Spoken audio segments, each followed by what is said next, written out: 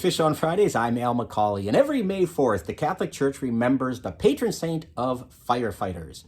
I'm talking about a guy named Saint Florian, who was a Roman soldier in the 3rd century, and he was stationed in the area that we would call today Austria.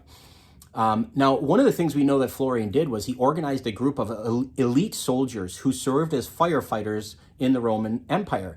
And very, very brave men. In fact, it was said that one village was saved by Florian himself when it caught fire. Several buildings caught fire, and he was able to extinguish them all with one bucket of water.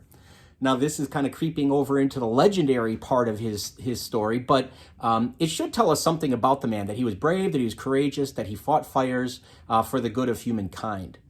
Now, unfortunately for Florian, as it seems to go with a lot of these early church martyrs, he was, a Christian and loved his Christian faith in a time when that wasn't kosher to do that. So when he was accused of this and given a chance to recant and to worship the Roman gods, he refused. He was given several opportunities because of his status as a brave firefighter, but he refused at every turn.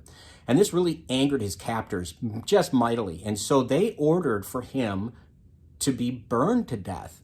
Kind of like, hey, you're a firefighter, this is how you're going to go out. And he said, and I'm paraphrasing, but he was supposed to have said something to the effect of, go ahead and burn me because my spirit will float and dance on top of the fire, the tongues of fire all the way to heaven.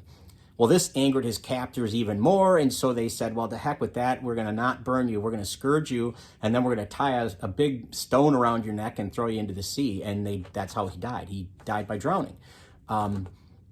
So, he is going to die, he's going to be buried, and he's going to be looked at and venerated as a martyr.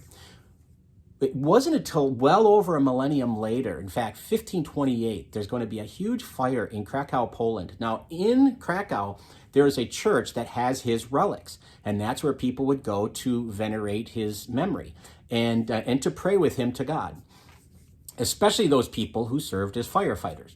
And but anyway, this fire happens in Krakow in 1528, and it burns almost everything in this area except the church that holds his relics was left untouched. And as you might imagine, this is just going to shoot through the roof of popular veneration. He's going to become, even more holy in the eyes of the faithful. Many parents are going to name their sons Florian because of this.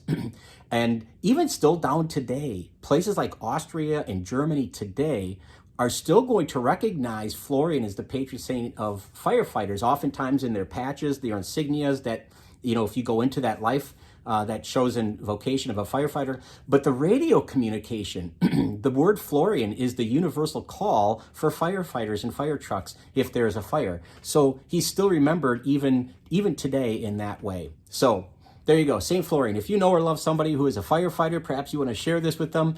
If you know someone who was born on May 4th, maybe you want to share this with them as well, because that's the patron, that's when he's recognized, I should say, in the Catholic Church. So anyway, thanks for watching. As always, we appreciate it. We hope you will subscribe to our YouTube channel and follow us on Facebook. But either way, please keep tuning in every Friday for Fish on Fridays. Until next time, please be good to each other, and God bless.